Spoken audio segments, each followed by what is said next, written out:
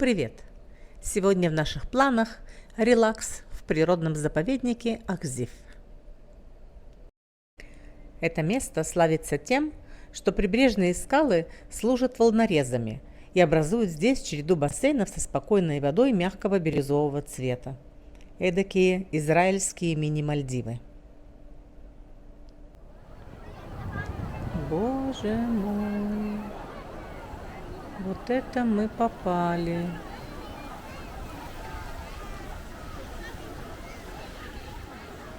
Наверняка каждый из вас был в ситуации, когда действительность идет вразрез с вашими ожиданиями.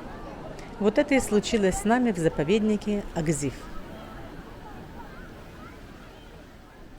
Хотелось уединения, лицезреть красоту природных бассейнов и расслабиться под шум волн. Это было глупо.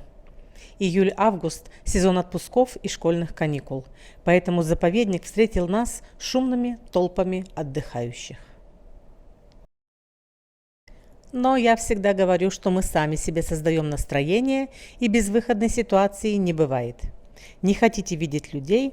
Да просто отойдите подальше и повернитесь к ним спиной. И будет вам счастье. Кстати, это один из пляжей в Израиле, где в это время нет медуз.